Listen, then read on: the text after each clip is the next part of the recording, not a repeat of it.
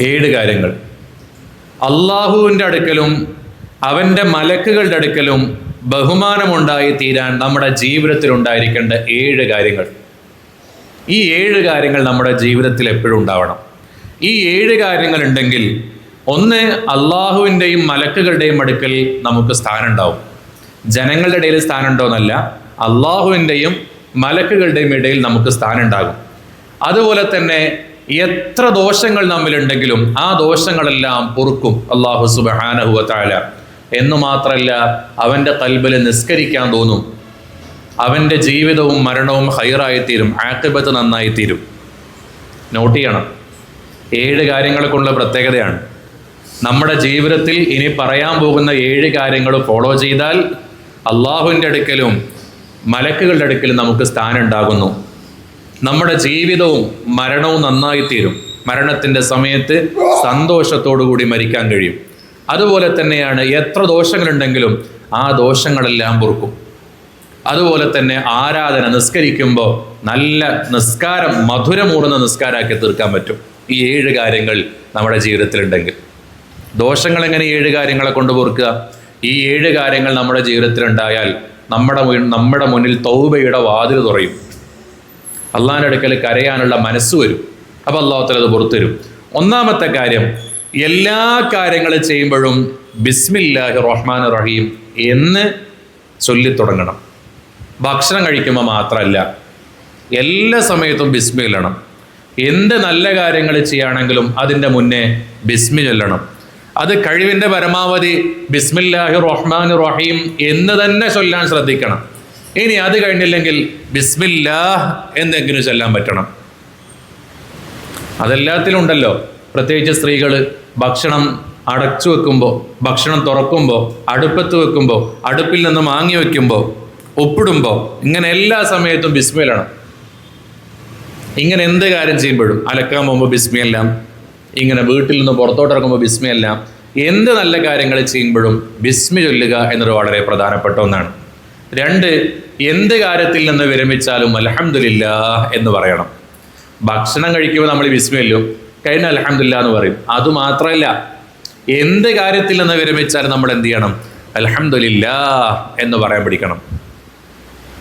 ഒരു ഡോക്ടറെ കാണാൻ പോയി, ഡോക്ടറെ കണ്ട് പുറത്തോട്ട് ഇറങ്ങി, അൽഹംദുലില്ലാഹ്, കുഴപ്പമൊന്നുമില്ലല്ലോ, അൽഹംദുലില്ലാഹ്.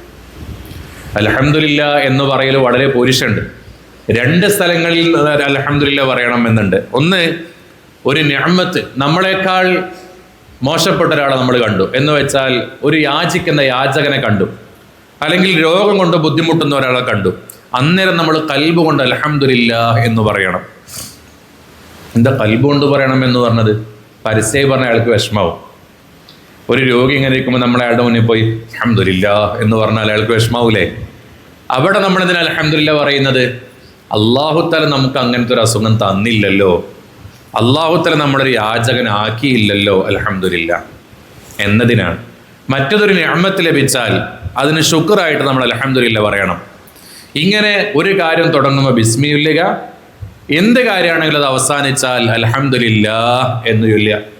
3-മത്തത്, അനാവശ്യമായ എന്തെങ്കിലും ഒരു കാര്യം സംഭവിച്ചാൽ എന്ത് ചെയ്യണം? അസ്തഗ്ഫിറുല്ലാഹ് എന്ന് ചൊല്ലണം. അനാവശ്യമായ എന്തെങ്കിലും ഒരു കാര്യം സംഭവിച്ചാൽ നമ്മൾ എന്ത് ചെയ്യണം? അസ്തഗ്ഫിറുല്ലാഹ് എന്ന് പറയണം. അതിനുവേണ്ടി മലക്കുകൾ ഇങ്ങനെ കാത്തിരിക്കും. നമ്മളൊരു തെറ്റ് ചെയ്താൽ അസ്തഗ്ഫിറുല്ലാഹ് പറയുന്നുണ്ടോ? അസ്തഗ്ഫിറുല്ലാഹ് പറയുന്നുണ്ടെങ്കിൽ അത് അപ്പം തന്നെ മലക്കുകൾ മായ്ച്ചു തരുന്ന. അപ്പോൾ ഒരു തെറ്റ് പറ്റിയാൽ അപ്പം അസ്തഗ്ഫിറുല്ലാഹ് എന്ന് പറയണം. അതെങ്ങനെയാണ്? തെറ്റിനെ തൊട്ട് സൂക്ഷിക്കണം. ഇത് സിനിമ എങ്ങനെ കാണുക? തസ്ബീഹ് എങ്ങനെ പിടിച്ച് അസ്തഗ്ഫിറുല്ലാഹ് അലീം, അസ്തഗ്ഫിറുല്ലാഹ് അലീം, അസ്തഗ്ഫിറുല്ലാഹ് അലീം, അങ്ങനെയല്ല. മുന്നിൽ ഇങ്ങനെ ഹറാമ് കാണുക, തസ്ബീഹ് വലയും കൊണ്ട് ഇങ്ങനെ അസ്തഗ്ഫിറുല്ലാഹ് ഇല്ല, അപ്പോൾ പ്രശ്നമില്ലല്ലോ. കാണുന്നത് അപ്പം തന്നെ വായിക്കണുണ്ടല്ലോ, മലക്കിന് എഴുതാൻ ടൈമില്ലല്ലോ. അങ്ങനെയല്ല, ഒരു തെറ്റ് സംഭവിച്ചു പോലെ അസ്തഗ്ഫിറുല്ലാഹ് എന്ന് പറയണം. അതുപോലെ തന്നെ ഒരു കാര്യം ചെയ്യാം, പിന്നീട് ചെയ്യാം എന്ന് ഉദ്ദേശിച്ചാൽ ഇൻഷാ അല്ലാഹ് പറയണം. സൂറത്തുൽ ഗഹഫ് എടുത്ത് പരിശോധിച്ചാൽ അതിൻ്റെ ഒരു എക്സ്പ്ലനേഷൻ കാണാം.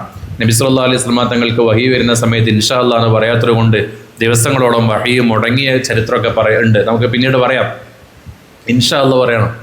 നമ്മൾ ഇൻഷാ അല്ലാഹ് മറന്നുപോയി, നമ്മൾ ഓക്കെ ആയിക്കോട്ടെ സെറ്റ് എന്ന് പറയും. ആ സമയത്ത് നാളെ കാണാം, ഇൻഷാ അല്ലാഹ് കാണാം. വരൂലേ? ഇൻഷാ അല്ലാ. കല്യാണമാണ്, നിങ്ങൾ എന്തായാലും വരണം ഇൻഷാ അല്ലാ. ഞാൻ എന്തായാലും വരുന്നല്ല, ഞാൻ എന്തായാലും വരും ഇൻഷാ അല്ലാ. ആ ഇൻഷാ അല്ലാ എപ്പോഴും കൊടുക്കണം. അത് അള്ളാഹ്ക്കൊരു വരമേൽപ്പിക്കല. അങ്ങനെ ആകുമ്പോൾ 2 ഗുണമുണ്ട്. ഒന്ന്, നമ്മൾ അള്ളാഹുവിലേക്ക് അത് ഏൽപ്പിച്ചു. ഇപ്പോൾ ഒരു പരിപാടിക്ക് നിങ്ങൾ എന്നെ ക്ഷണിച്ചു, ഞാൻ നിങ്ങളോട് ഇൻഷാ അല്ലാ എന്ന് പറഞ്ഞാൽ ഞാൻ എൻ്റെ റബ്ബിനെ തവക്കുലാക്കി. ഈ പരിപാടി എനിക്ക് ഖൈറാണെങ്കിൽ റബ്ബ് എന്നെ അവിടെ എത്തിക്കും. ഈ പരിപാടി എനിക്ക് ഖൈറല്ലെങ്കിൽ റബ്ബ് എന്നെ അവിടെ എത്തിക്കൂല. രണ്ടുണ്ടാവാലോ. ഒരു പരിപാടി ഖൈറാണെങ്കിൽ അവിടേക്ക് എത്തിക്കും, അല്ലെങ്കിൽ എത്തിക്കാതിരിക്കും. അപ്പം അത് അള്ളാഹ്ക്കൊരു തവക്കുലാക്കി കൊടുക്കലാണ്. 5ാമത്തെ കാര്യം എന്ന് പറഞ്ഞാൽ, വെറുക്കപ്പെടുന്ന വല്ലതും നേരിട്ടാൽ ലാ ഹൗല വലാ ഖുവത ഇല്ലാ ബില്ലാഹിൽ അലിയിൽ അലീം എന്ന് പറയണം. നമുക്ക് പേടി ഉണ്ടാക്കുന്ന എന്തെങ്കിലും, ഇടിമിന്നൽ, ഇപ്പം മഴക്കാലമാണല്ലോ, ഇടിമിന്നൽ വന്ന് നമ്മൾ എന്ത് ചെയ്യണം? എന്ന് പറഞ്ഞ വീട്ടിലിൻ്റെ ഉള്ളിൽ ഓടല് ചെയ്യുക. പതിരീങ്ങളെ പടച്ചോനെ എന്നൊക്കെ വിളിക്കുമ്പോൾ അതിൻ്റെ കൂടെ നമ്മൾ എന്തും വിളിക്കണം? ലാ ഹൗല വലാ ഖുവത ഇല്ലാ ബില്ലാഹിൽ അലിയിൽ അലീം എന്ന് വിളണം. അതൊരു വെറുക്കപ്പെടുന്ന കാര്യം കണ്ടാൽ ചെയ്യണം. ഒരു മുസീബത്ത് വന്നാൽ ഇന്നാലില്ല എന്ന് വിളണം.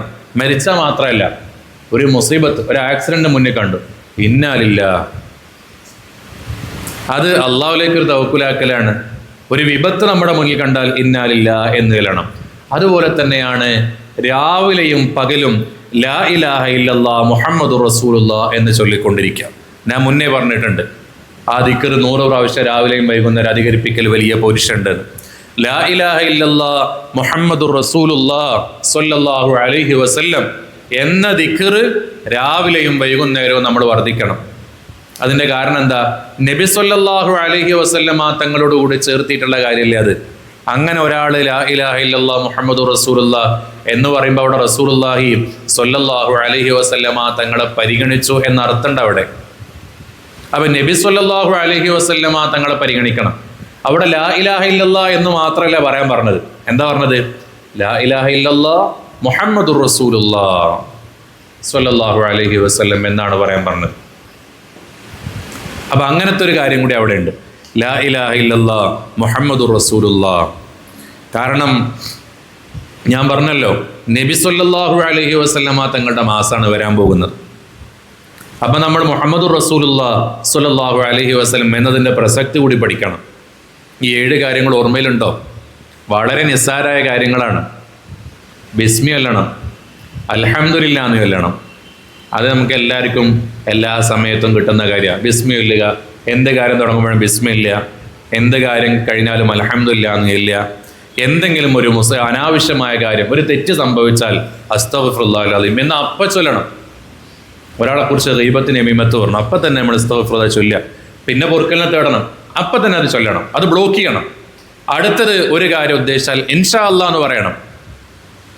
ഓക്കെയും അതൊക്കെ മാറ്റി വെച്ച് ഇൻഷാ അല്ലാ എന്ന് പറയണം. വെറുക്കപ്പെടുന്ന വലതും കണ്ടാൽ ലാ ഹൗല വലാ ഖുവത ഇല്ലാ ബില്ലാഹിൽ അലിയിൽ അസീം എന്ന് ചൊല്ലണം.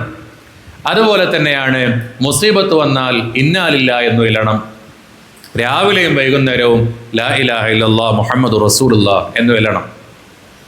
അശ്ഹദു അല്ലാ ഇലാഹ ഇല്ലല്ലാഹു വഹ്ദഹു ലാ ശരീക ലഹു വഅശ്ഹദു അന്ന മുഹമ്മദൻ അബ്ദുഹു വറസൂലുഹു എന്നില്ലാലും മതി. ഇത് വളരെ നിസ്സാര കാര്യമാണ്. ഈ 7 അത്ര ഇമ്പോസിഷൻ ചെയ്ത് പഠിക്കേണ്ട കാര്യമൊന്നുമില്ല. നമ്മൾ ശ്രദ്ധിച്ചാൽ കിട്ടുന്ന കാര്യം തന്നെ ഉള്ളൂ. ഒരാഴ്ച അങ്ങോട്ട് ചെയ്താൽ എന്ത് ചെയ്യാൻ പറ്റും? ബാക്കി അങ്ങോട്ട് ജീവിതത്തിൽ വരും. അല്ലാഹു തആല തൗഫീഖ് ചെയ്യുമാറാകട്ടെ.